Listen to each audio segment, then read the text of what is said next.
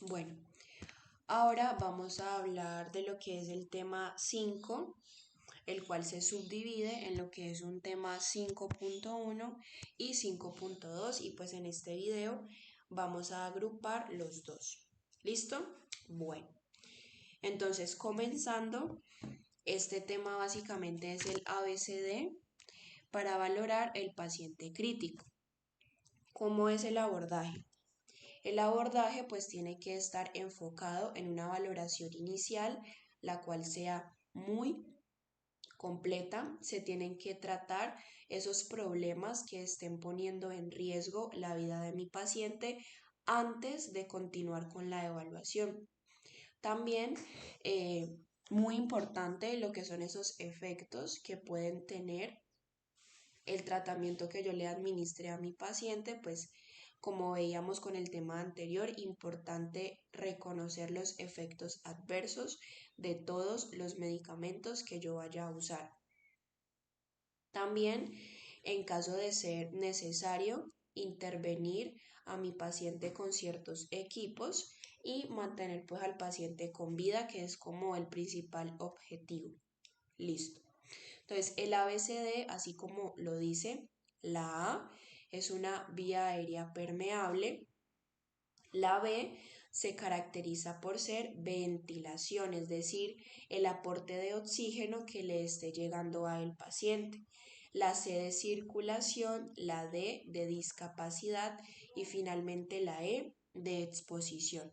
Entonces vamos a ver cuáles son esos primeros pasos que yo debo de tener en cuenta para poder en este caso atender a mi paciente de forma adecuada.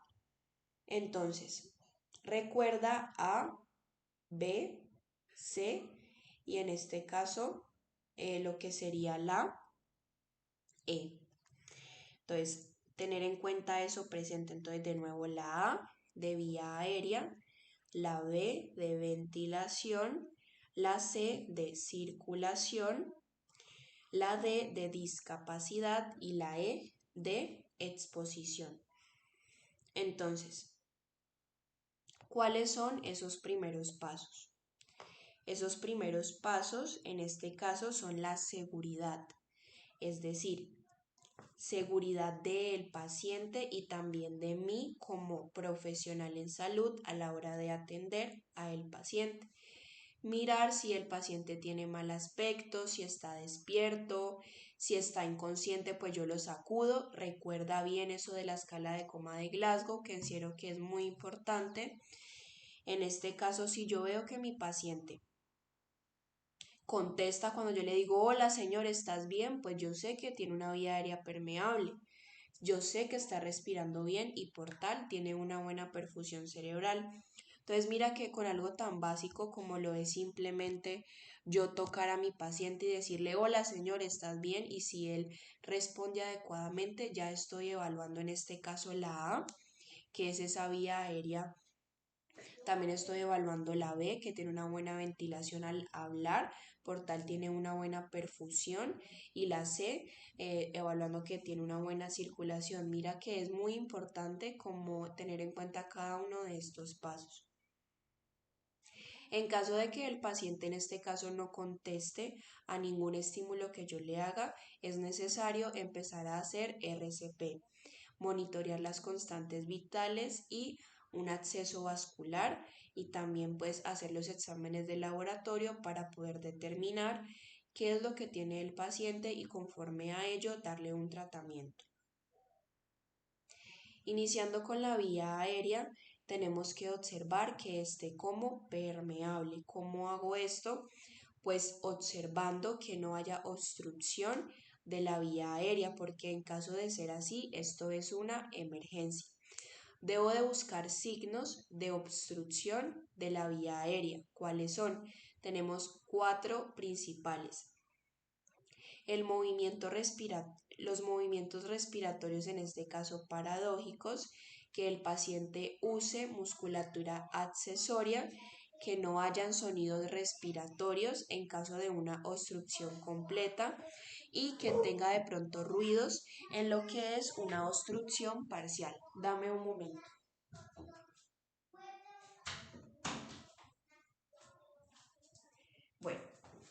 Luego tenemos que siempre que mi paciente llegue con la obstrucción de una vía aérea, y entonces yo voy a determinar esto con los signos que mencioné con anterioridad, yo debo de tratar esto como una emergencia. Entonces, tenemos lo que es la obstrucción de la vía aérea me puede conducir a una hipoxemia.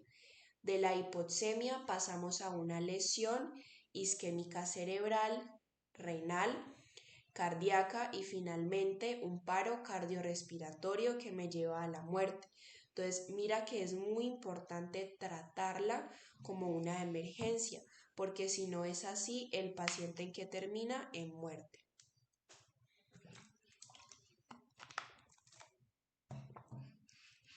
Están los métodos simples, como lo es la apertura de la vía aérea, una aspiración en caso de que el paciente tenga secreciones y esos dispositivos oronasofaringeos que van a permitir que esa vía aérea esté como permeable,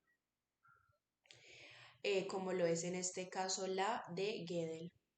Luego tenemos la intubación orotraqueal o algún dispositivo supraglótico en caso de que falle lo anterior. Bueno, luego continuamos con la B, con la V de ventilación. Entonces, ¿qué vamos a tener acá en cuenta?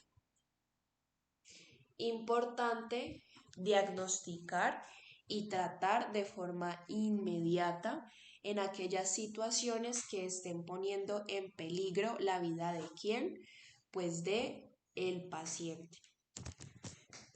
¿Cómo voy a evaluar esta respiración o ventilación?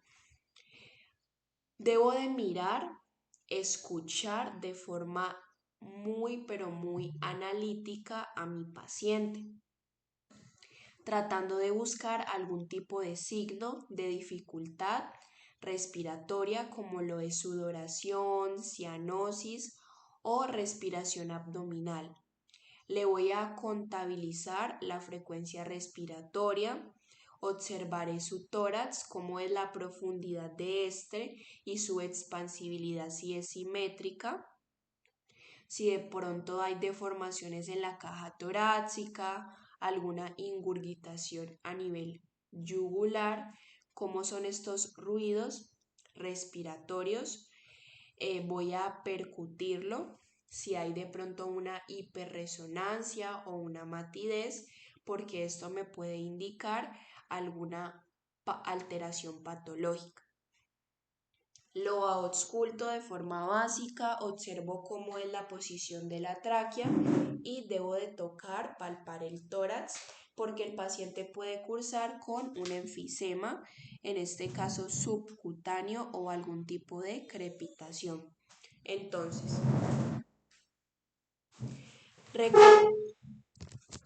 recordemos entonces lo que sería la A, que es en este caso la vía aérea, la B, ventilación o respiración, C, circulación, D, discapacidad y E, exposición.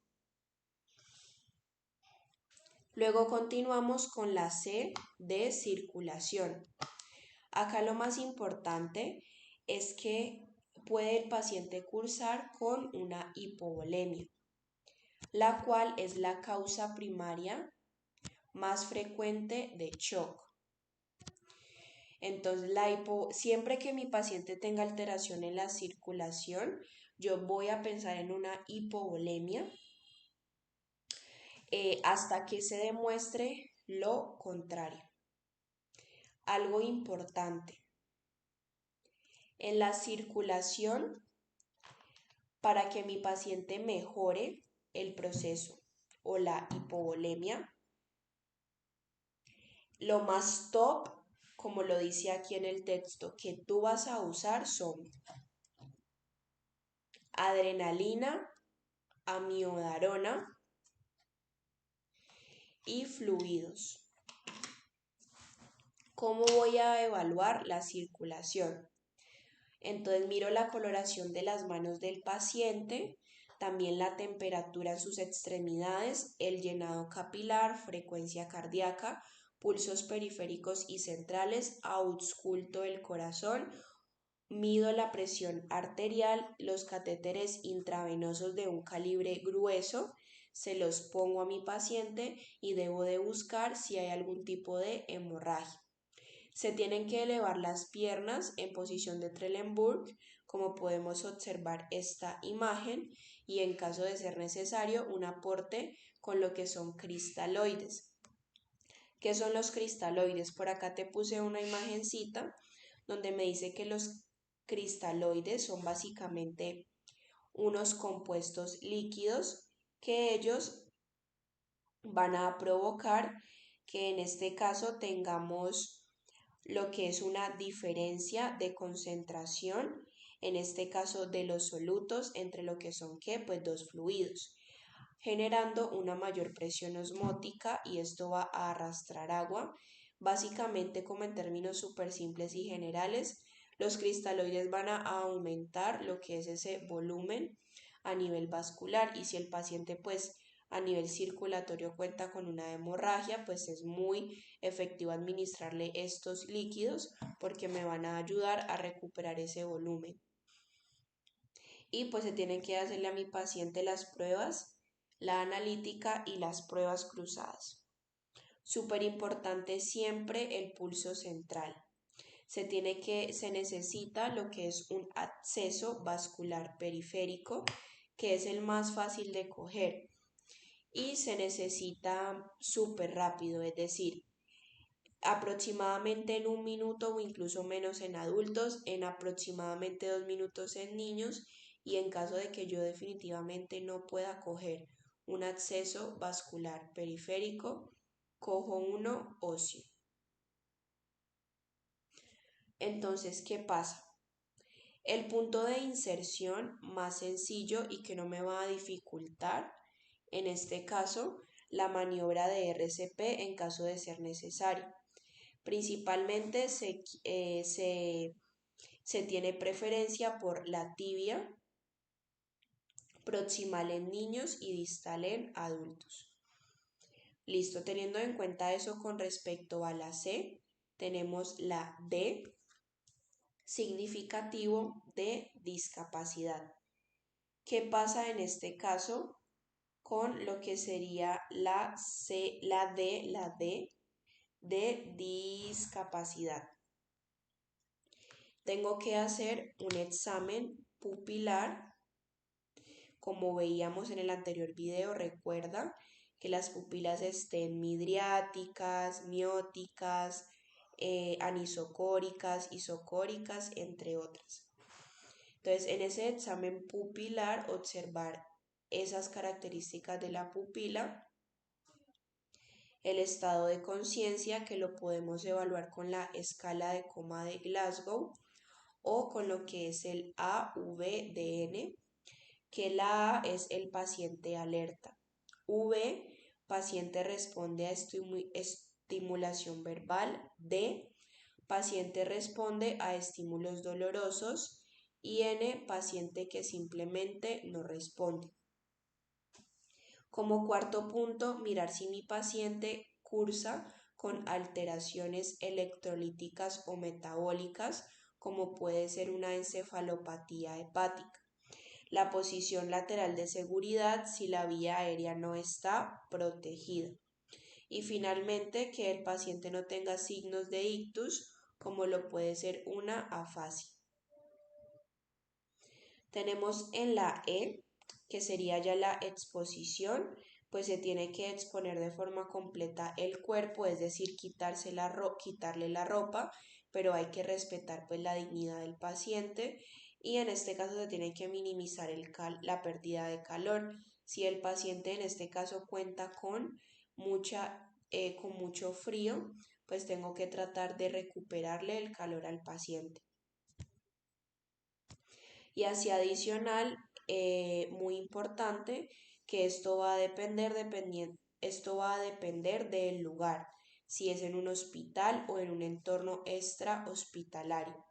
También importante hacerle a mi paciente un electrocardiograma, pruebas de laboratorio y observar la historia clínica. Entonces, teniendo en cuenta eso, pues vamos a ver un pequeño videíto, el cual nos va en este caso a mostrar lo que sería entonces ese ABCDE.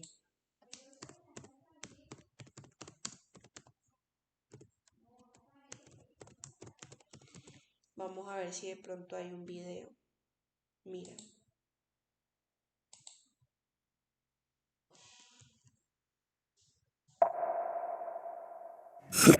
Osmosis helps more than medical students in nursing. La evaluación ABC es un método simple para el acercamiento o la evaluación rápida de un paciente.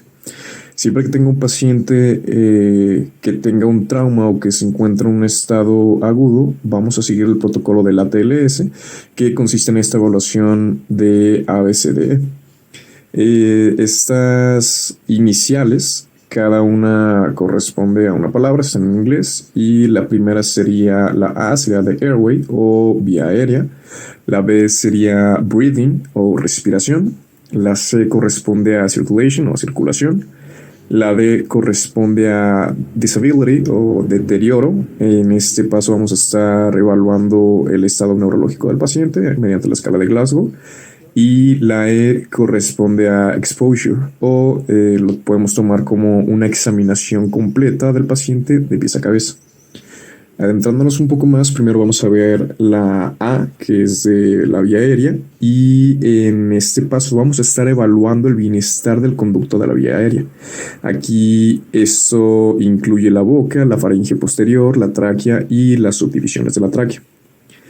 Vamos a estar diciendo que la vía aérea, hay un riesgo de que la vía aérea esté comprometida cuando el paciente tiene un Glasgow menor de 9, cuando tiene un trauma facial con un sangrado activo y que sea significativo, si tiene un trauma laringio o si es un paciente quemado.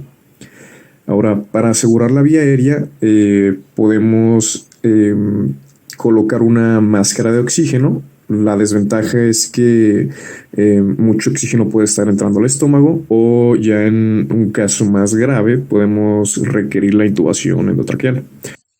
Entonces recuerda que aquí, Pilar, en lo de la vía aérea, mencionábamos lo que eran esos signos de obstrucción de la vía aérea. ¿Cuáles son? Movimientos respiratorios paradójicos, que haya utilización de la musculatura accesoria, que haya ausencia de lo que son esos sonidos respiratorios, en lo que es una obstrucción completa, y lo que son ruidos en una obstrucción, en este caso parcial. Y bueno, lo que quería mostrarte realmente era cómo lo hacían de forma práctica, pero mira, creo que esto es como literal de primeros auxilios, pero digamos que esta es un poco como en ámbito extrahospitalario, pero igual voy a ponerlo.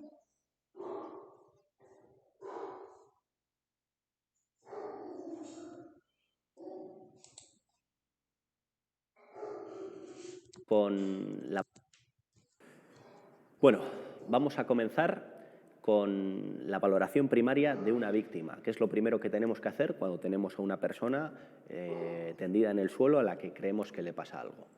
La valoración primaria consta básicamente de dos preguntas que nosotros como socorristas tenemos que hacernos. La primera es, ¿está la víctima consciente? Y la segunda es, si no está consciente, ¿respira? Vale, para hacer eso, primero tenemos que saber cómo sabemos o qué es que una víctima esté consciente. En este caso, una víctima estará inconsciente cuando no responda a ningún tipo de estímulo. Entonces, empezaremos de manera progresiva intentando que la víctima nos responda. De manera progresiva quiere decir que vamos a coger a la víctima y primero le vamos a hablar. Si no nos responde, vamos a elevar la voz y chillaremos para ver si responde. Tercero, la tocaremos y le pegaremos un pequeño meneo. Si sigue sin responder, tendremos que hacerle un estímulo doloroso para ver si responde. Si no hay respuesta, esa persona está inconsciente. Entonces, se hace de la siguiente manera. Hablamos. Bueno, entonces lo que vamos a hacer aquí lo siguiente es que sabes que lo primero que siempre se tiene que hacer es observar la vía aérea, que no hayan esos signos de obstrucción de la vía, que recuerda que son movimientos respiratorios paradójicos, uso de musculatura accesoria, ausencia de ruido respiratorio si hay una obstrucción completa de la vía o ruidos en una obstrucción, en este caso parcial. También hay que tratar la obstrucción de la vía aérea, siempre recuerda como una emergencia. ¿Por qué? Porque recuerda que esta obstrucción de vía aérea me puede desencadenar una hipoxemia que me lleva a una lesión isquémica cerebral, renal, cardíaca, a nivel de lo que es, y me puede llevar finalmente pues a un paro cardiorrespiratorio con muerte. Entonces por eso es que como yo voy a tratar esto. Digamos que no encontré el video que esperaba, pero entonces pues nada, tocará sin video. Pero entonces aquí es súper importante que entonces podamos en este caso recalcar con esos métodos simples que se tienen que hacer en caso de que tengamos la obstrucción de la vía aérea, como lo es aspirado, apertura de la vía y también esos dispositivos oro o nasofaringios. Hacer una intubación o usar un dispositivo supraglótico. En la respiración, recuerda que es muy importante observar la característica de esto. La frecuencia respiratoria, si el paciente tiene deformidad en la caja torácica, ingurgitación yugular, posición de tráquea, hago una auscultación básica, palpo el tórax por si tiene enfisema subcutáneo o crepitaciones, percuto en caso de un neumotórax con hipernesionancia o matidez con derrame pleural. Es muy importante los ruidos respiratorios, la profundidad y la simetría del tórax cuando hace este proceso respiratorio. En la circulación, recuerda que acá lo más importante o lo más top para tratar este tipo de alteraciones circulatorias como lo es una hipovolemia son fluidos, adrenalina y amiodarona. Recuerda esos tres. Fluidos, adrenalina y amiodarona. Debo de observar la coloración de las manos del paciente, temperatura, frecuencia cardíaca, pulsos centrales y periféricos, ausculto, miro cómo está su tensión arterial, en caso de que sea necesario, debo de poner un catéter intravenoso grueso y también debo de buscar que el paciente no esté cursando con alguna hemorragia. Debo de elevarle las piernas en posición de Trendelenburg como observa. Se le puede elevar las piernas o ponerlo en posición de Trendelenburg. Y también se le puede administrar un cristaloide que te mencionaba que era básicamente una solución que iba a aumentar el volumen a nivel vascular a causa de que el paciente cursara con alguna hemorragia. Aquí siempre es muy importante tener un acceso vascular periférico, el cual debe de cogerse de forma rápida tanto en niños como en adultos. En caso de que no se pueda, pues se puede coger lo que es una ósea. También que generalmente esto se puede hacer en la tibia de forma proximal en niños o distal en lo que son los adultos. En la D, que ya es la discapacidad, donde las causas más frecuentes cuáles son hipoxia, hipercapnia, intoxicaciones o algún tipo de fármaco sedante, hago el examen pupilar, miro mi estado de conciencia con escala de Glasgow o con AVDN, miro glucemia, si el paciente tiene alteraciones electrolíticas o metabólicas, también debo de poner a mi paciente en una posición lateral de seguridad si la vía aérea no está protegida. Entonces te voy a mostrar esa posición lateral de seguridad.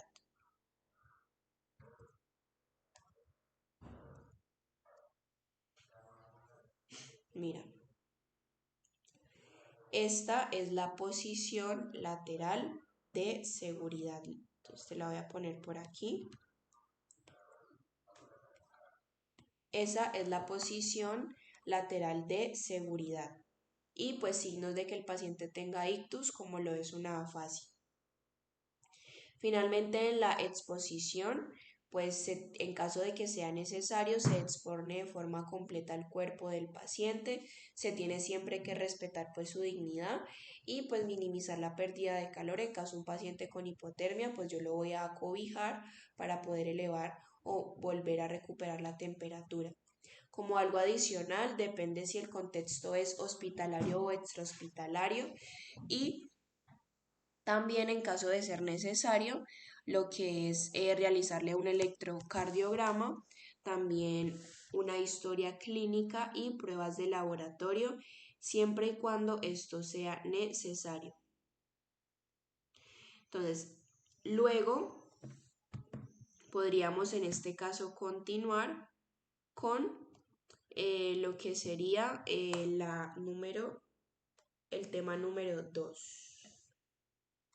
Es decir, el tema 5.2, que son drogas en el RCP y el periodo periparada.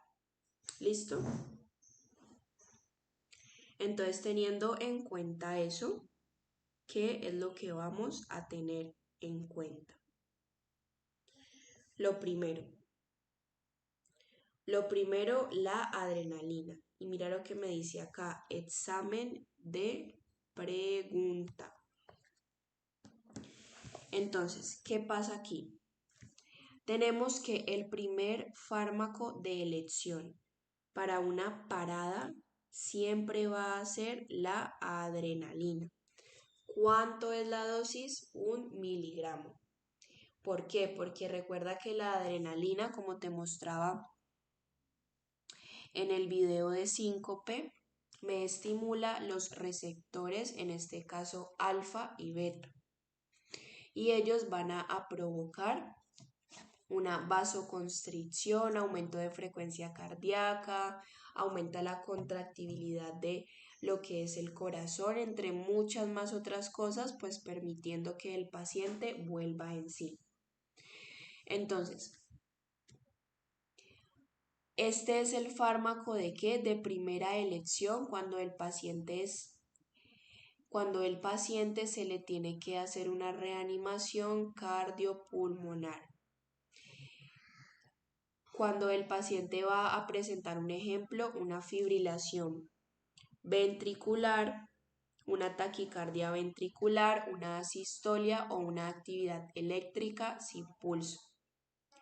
Dosis 1 miligramo intravenoso de 3 a 5 minutos. Y tenemos lo que es la perfusión continua en el periodo periparada, donde voy a dar de 2 a 10 microgramos por cuánto por minuto. Luego tenemos la amiodarona. Esta principalmente la voy a dar en una taquicardia ventricular. Acá siempre se va a poner de forma directa. Y también en lo que son 20 cc de lo que es una solución glucosada. El mecanismo de la amiodarona es que ella retrasa la conducción eléctrica del corazón, de tal forma que yo lo voy a poner en estas arritmias supraventriculares. Entonces mira lo que me dice acá, las indicaciones, es decir, en los momentos en los cuales yo considero ponerle a mi paciente amiodarona.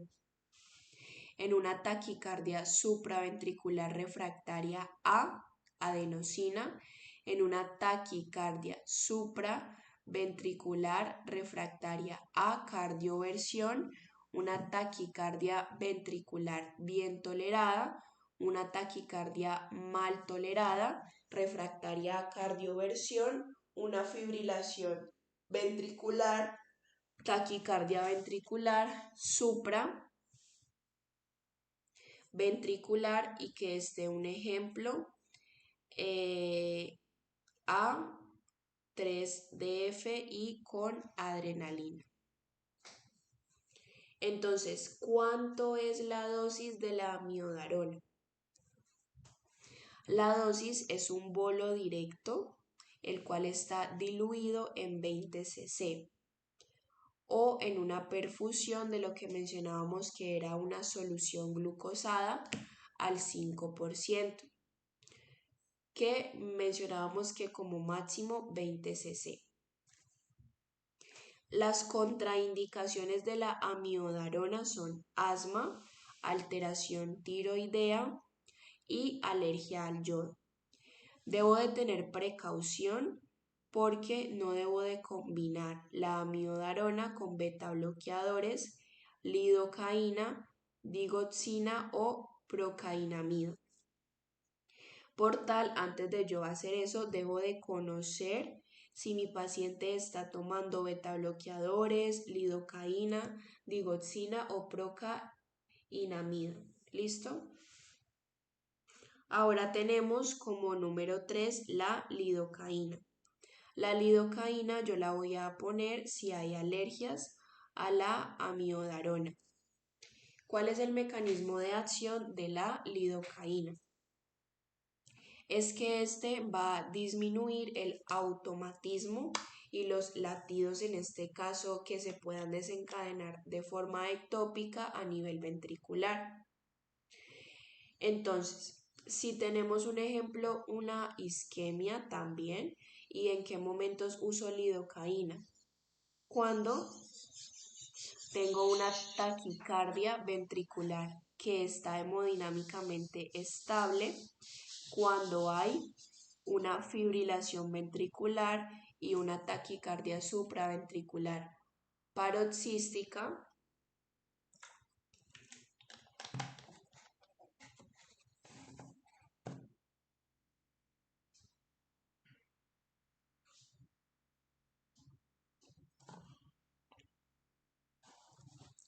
resistente a lo que es la adrenalina. Y tenemos que la dosis es 1 miligramo por peso en una perfusión de 1 a 4 miligramos por minuto. Y luego tenemos el sulfato de magnesio. El sulfato de magnesio, ¿qué voy a hacer? Le doy una elección para lo que es torsades de Pointes. ¿Qué es eso? Eso es una taquicardia ventricular que no es frecuente y se va a desencadenar cuando tengo un QT largo. Generalmente es causada por un alargamiento en lo que es la fase de repolarización del potencial de acción. Sin embargo, esto lo vamos a ver bien pues cuando veamos el electro, ¿vale? Igual ten en cuenta que el sulfato de magnesio, su mecanismo es bloquear los canales de calcio. Por tal, yo lo voy a usar cuando el paciente tiene esto, que es torsades de Pointes, que recuerda que es una taquicardia ventricular. En este caso también se puede administrar sulfato de magnesio en una taquicardia ventricular o en una fibrilación ventricular con hipomagnesemia. La dosis son 2 gramos intravenosos en 1 o 2 minutos y se repiten de 10 a 15 minutos.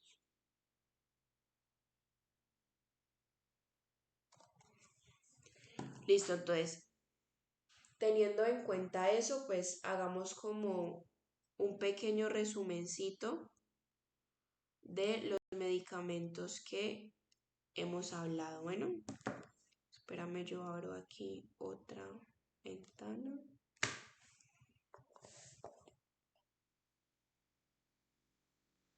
Entonces, aquí voy a principalmente a recalcar eh, en lo que sería la dosis de cada uno, que me parece un dato muy, pero muy importante. Bueno, entonces, ¿hablamos de qué?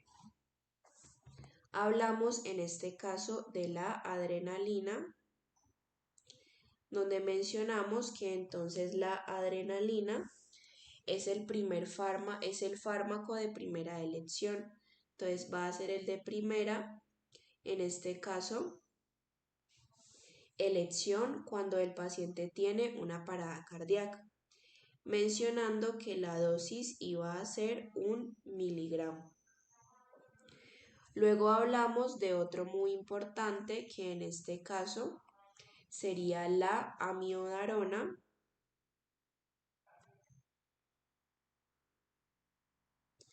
Entonces, la amiodarona yo la voy a usar cuando el paciente tiene arritmias. Entonces, cuando el paciente tiene arritmias, en este caso supraventriculares o ventriculares. Entonces, cuando tiene arritmias supraventriculares o ventriculares. Y entonces, en este caso, ¿cómo sería la dosis la dosis de lo que sería la amiodarona? Lo voy a poner en lo que es un bolo. Entonces, recuerda, un bolo directo en lo que son 20 cc, en lo que son 20 cc. Si no, también puedo poner lo que es una perfusión, sino también puedo poner una perfusión ¿de qué? Una perfusión de una solución glucosada a el 5%. Entonces mira las diferencias. La adrenalina es la de primera elección cuando el paciente tiene una parada. La amiodarona la doy cuando el paciente está en lo que son arritmias supraventriculares o ventriculares. ¿Y cómo lo pongo? Recuerda que lo voy a poner en un bolo directo de 20 cc. Si no, puedo hacer una perfusión de lo que es solución glucosada a el 5%. Súper importante, pero muy importante que no, pero por nada del mundo debes de combinar o de administrar en conjunto amiodarona con qué. Entonces nunca debes de administrar amiodarona con lo que es un beta bloqueador, tampoco con lo que es lidocaína y digoxina y lo que es la procainamida. Y la procainamida, entonces recuerda, por nada del mundo tú le vas a administrar en conjunto beta bloqueador, lidocaína, digoxina y procainamida en conjunto con la amiodarona. Listo. Luego tenemos entonces lo que sería la lidocaína. Entonces tenemos la lidocaína, que cuáles son las características de ella. La lidocaína yo la voy a usar cuando el paciente es alérgico a la amiodarona. Entonces, cuando el paciente es alérgico a la amiodarona, ¿yo qué pongo? Pongo lidocaína. ¿Cómo es en este caso la dosis de la lidocaína? La dosis es 1 miligramo por kilogramo, 1 miligramo por kilogramo, y también lo puedo dar en este caso en una perfusión, donde puedo dar en este caso de 1 a 4 miligramos por minuto. ¿Listo? Entonces recuerda la lidocaína en un paciente alérgico a la amiodarona. La dosis es 1 miligramo por kilogramo en perfusión de 1 a 4, en este caso miligramos por minuto.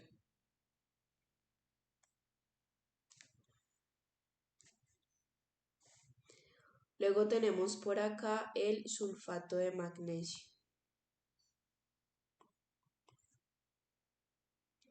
Entonces, sulfato de magnesio. Entonces, el sulfato de magnesio tiene la característica de que recuerda de que yo lo voy a usar en lo que es el torsade. Entonces lo uso en el torsades de Pointes. Entonces lo uso en el torsades de Pointes. ¿Y cómo va a ser la dosis? Entonces la dosis del sulfato de magnesio son 2 gramos claramente intravenosos que los administro de 1 a 2 minutos. Sin embargo, yo lo puedo repetir en un lapso de ¿qué? Entonces lo puedo yo repetir en lo que es un tiempo de 10 a 15 minutos. Entonces hasta ahí es básicamente lo que hemos hablado, ¿no?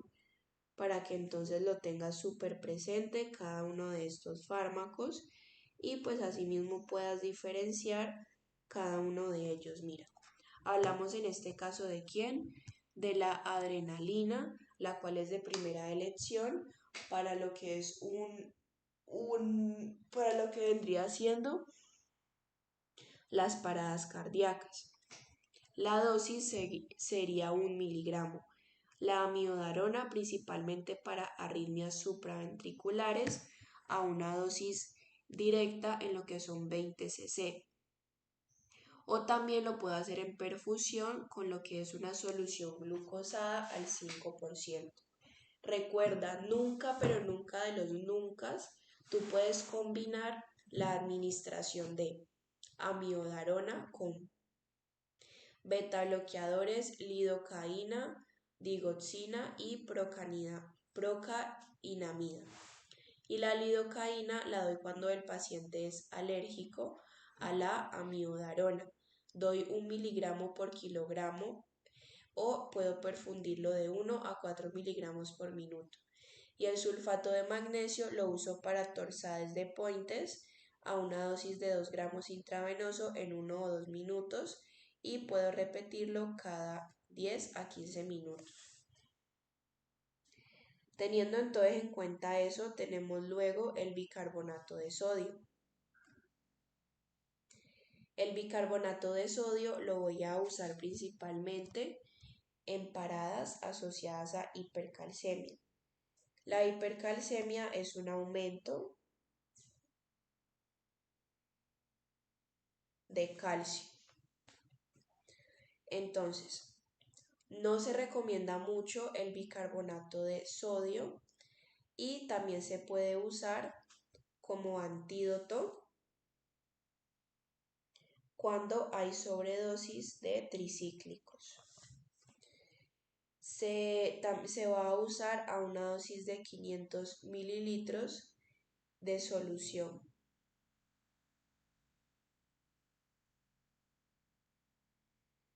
Eh, 50 mililitros de solución intravenoso. No se tienen que administrar soluciones de calcio y bicarbonato por la misma vía. Entonces, si yo a mi paciente le voy a dar soluciones que tengan en este caso calcio y también bicarbonato, no tengo que administrarlo al mismo día, por la misma vía. Listo. Entonces, tenemos luego el cloruro de calcio. Este no se debe de administrar, no administrar en este caso soluciones de calcio, lo mismo, ni bicarbonato simultáneamente por la misma vía. Entonces, el cloruro de sodio yo lo administro cuando mi paciente está cursando con una actividad eléctrica sin pulso. La actividad eléctrica sin pulso puede ser causado por una hipocalcemia, por una hiperpotasemia o por una intoxicación por antagonistas del calcio. Entonces la hiperpotasemia es por un aumento del potasio. Y la hipocalcemia, pues una disminución del calcio.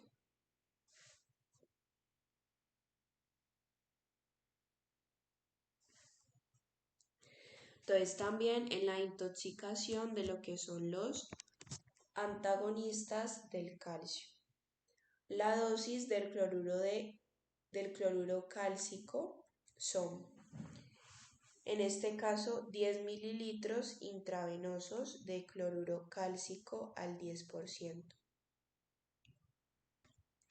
Está la famosa atropina, que recuerda que la vimos un poquito en los temas anteriores, donde mira que se le pone en total 3 miligramos y que su mecanismo es que inhibe el sistema que parasimpático, de tal forma que yo la puedo administrar cuando mi paciente tenga una bradicardia sintomática o un bloqueo auriculoventricular.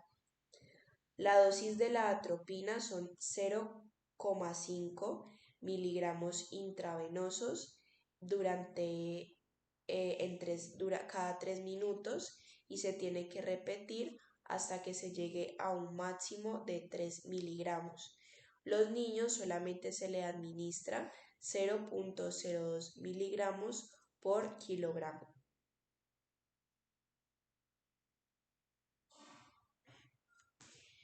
Luego está en este caso la adenosina. La adenosina lo que me va a causar es que me retrasa la conducción del nódulo auriculoventricular. Entonces la adenosina la pongo como primera dosis 6 miligramos, si no luego una dosis de lo que son en este caso 12 y 12 miligramos y una tercera dosis de 18 miligramos. ¿Esta qué pasa? Lo que pasa es que su mecanismo de acción es que retrasan la conducción auriculoventricular. Por ende, pueden provocar un paro sinusal largo, es decir, una asistolia. Por ende, recuerda que tienes que avisarle al paciente de que él se va a sentir mal, como con falta de aire. La indicación son en taquicardias supraventriculares. La dosis son 6 miligramos, un bolo rápido y luego recuerda que se le puede administrar como segunda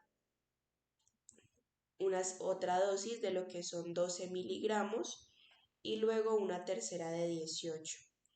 Sin embargo, está contraindicado en asma, enfermedad del seno, intoxicación digital y tener mucha precaución en esos pacientes que han tenido un trasplante de corazón. Luego tenemos el verapamilo, el cual no se usa mucho. Estos bloquean los canales de calcio, enlenteciendo la conducción. ¿Qué pasa? Pasa que este me puede controlar la frecuencia cardíaca en una arritmia cardíaca por fibrilación auricular y también en flutter, que es una arritmia rápida. Aquí lo importante es que todavía se conserva la función ventricular. Entonces, ¿qué pasa? Son en este caso que se usa para taquicardias de complejo estrecho, las cuales no hayan sido controladas por maniobras vagales ni por la administración de adenosina. La dosis son 2,5 a 5 miligramos intravenosos en 2 minutos. Los beta bloqueadores como lo es atenolol, metoprolol, propanolol y esmolol lo que hacen es disminuir la frecuencia cardíaca y tensión arterial. Los fármacos ionotrópicos positivos como lo es dobutamina y noradrenalina. La noradrenalina es la que principalmente se va a usar.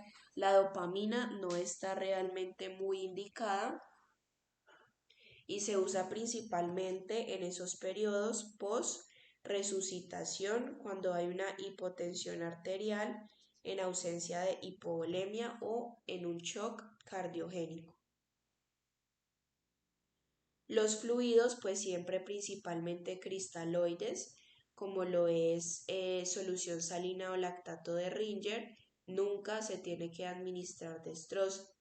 Si yo sospecho de hipovolemia, si yo sospecho en este caso de una hipovolemia que me pueda causar una parada cardiorrespiratoria, uso solución salina al 0.9, 20 mililitros por peso en niños.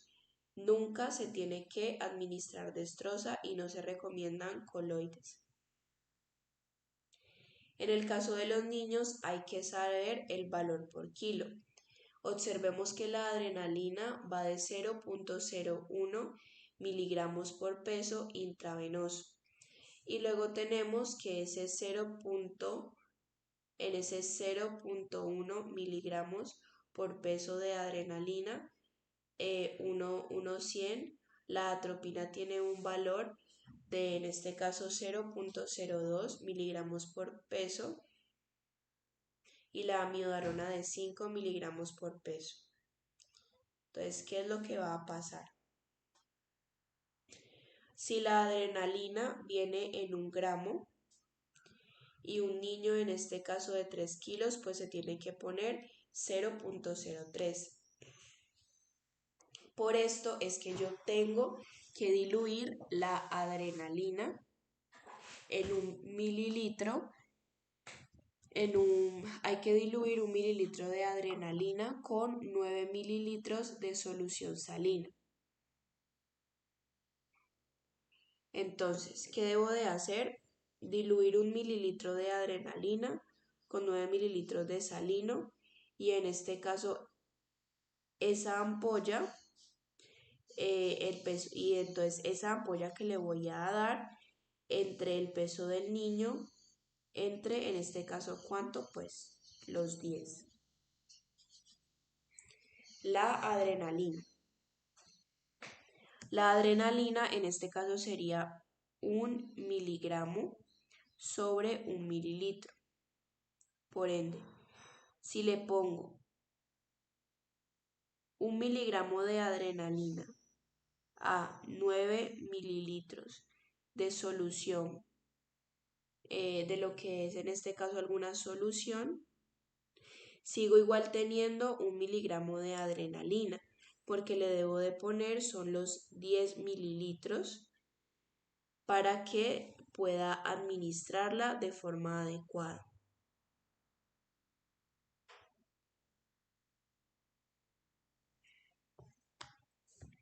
Entonces vamos a ver cómo es la fórmula en un video para calcular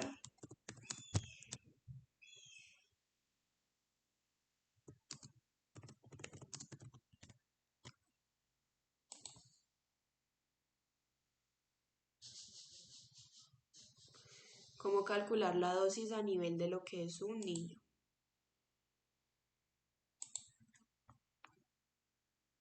En este video vamos a aprender a calcular la dosis pediátrica de un medicamento.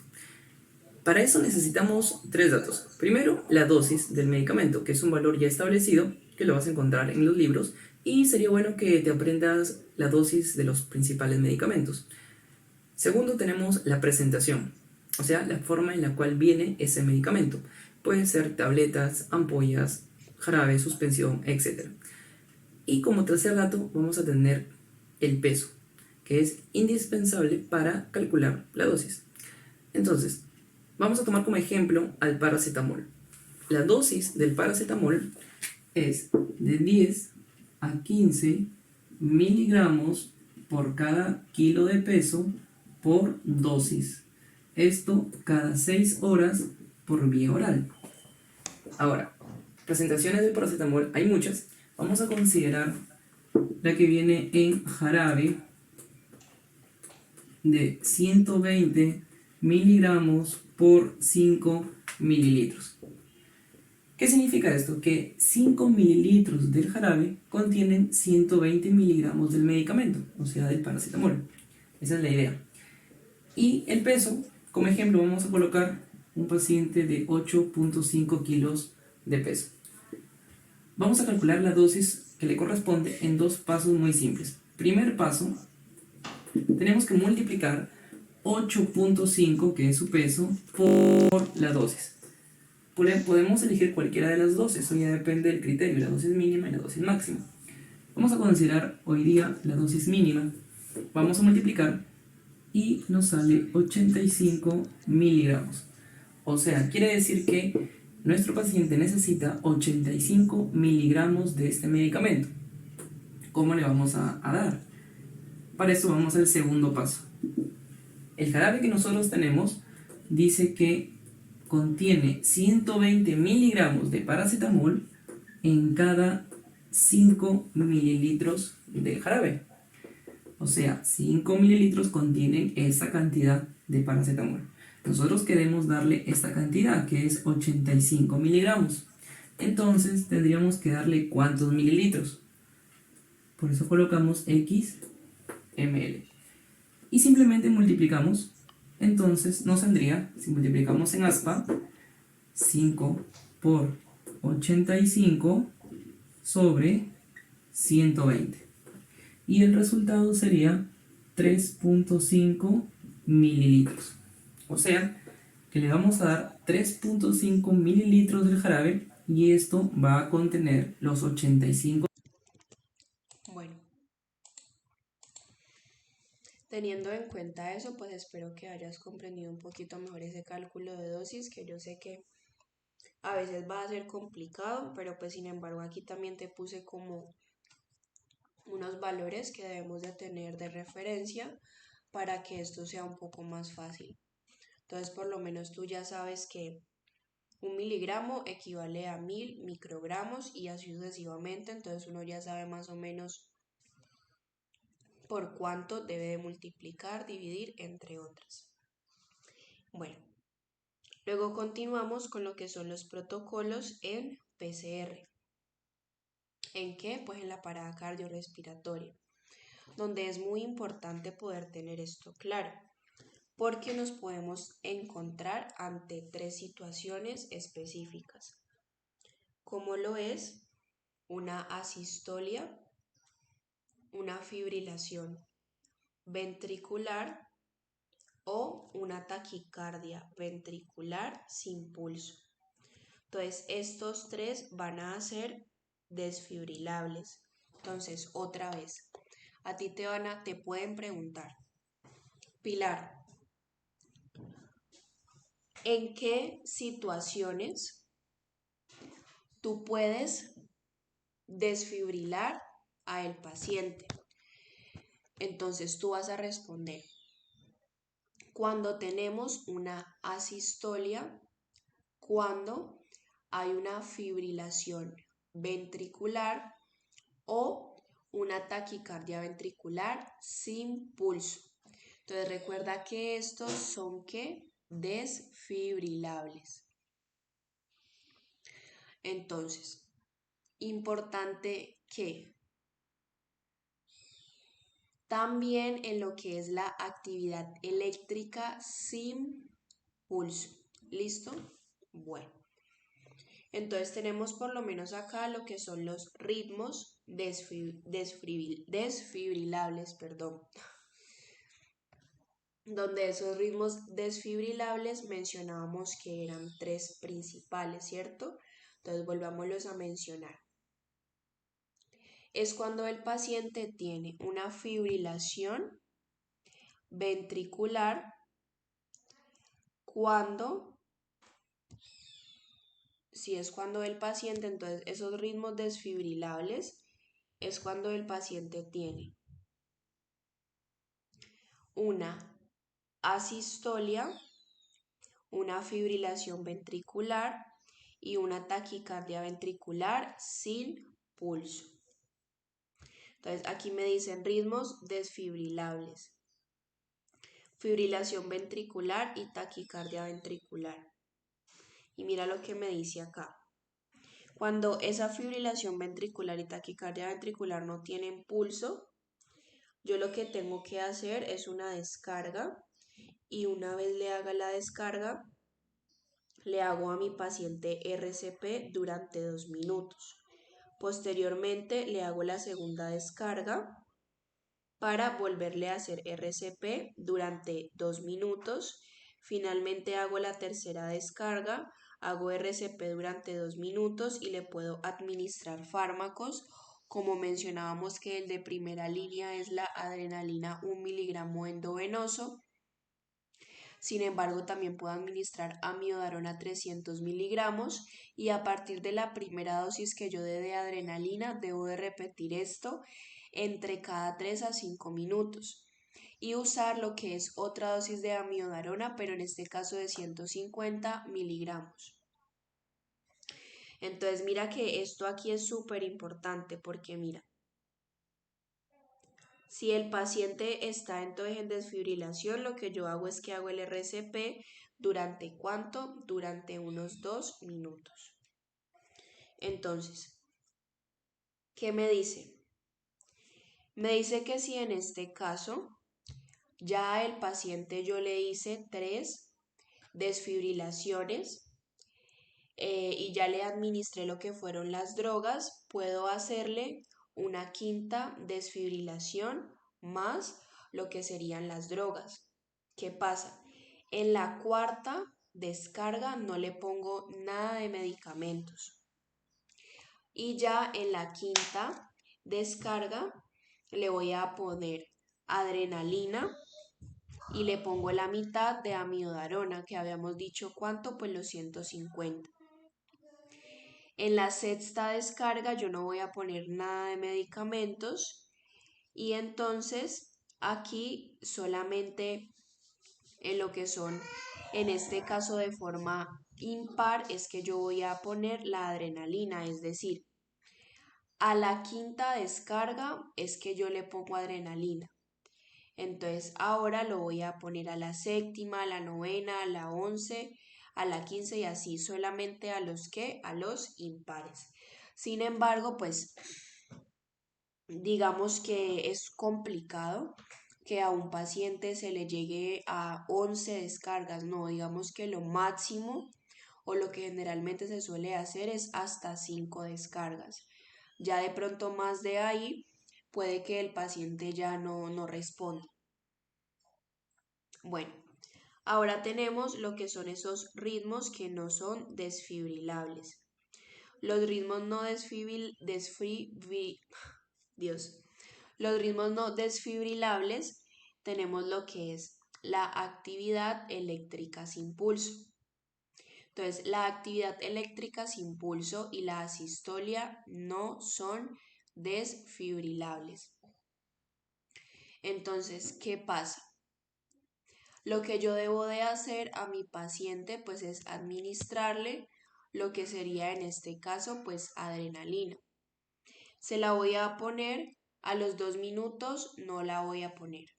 Y a los 2 minutos que siguen yo la pongo.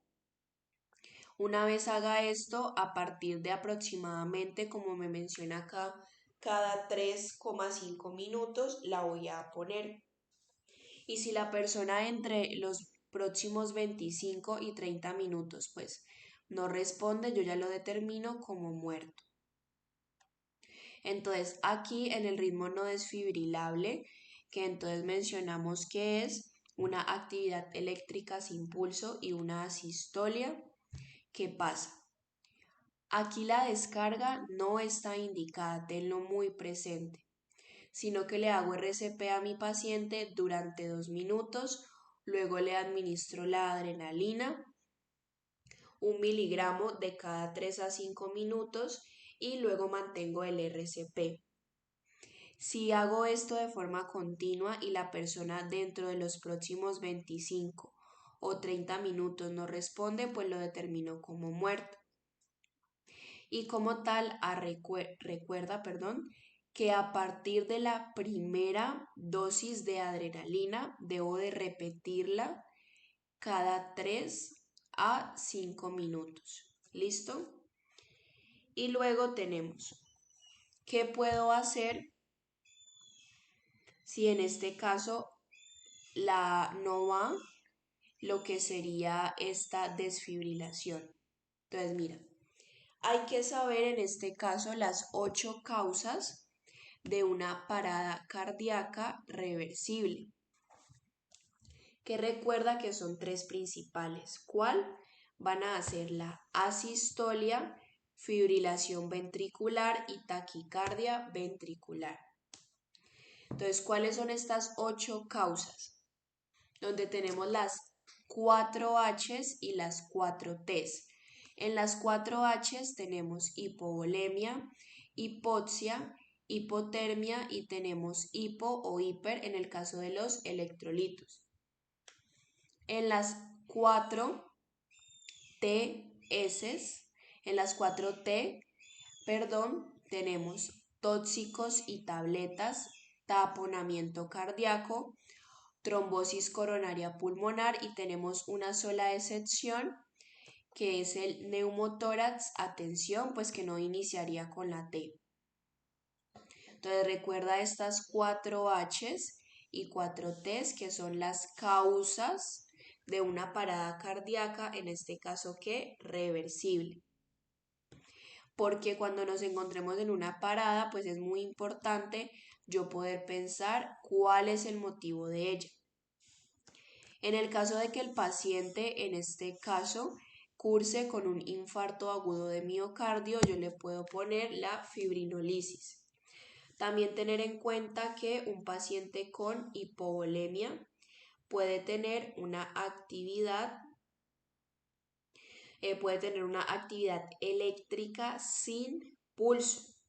¿Por qué? Pues porque básicamente no va a haber lo que sería una sangre para mover, pues porque hay algún tipo de hemorragia.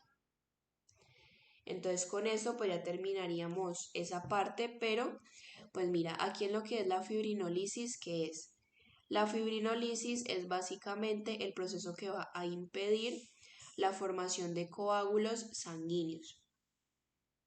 Entonces la fibrinolisis es lo que va a impedir que se lleve a la formación de eso, y para eso pues yo le doy a mi paciente lo que son medicamentos, en este caso fibrinolíticos, como lo sería el tenecteplasa. ¿Listo? Para que lo tengas presente.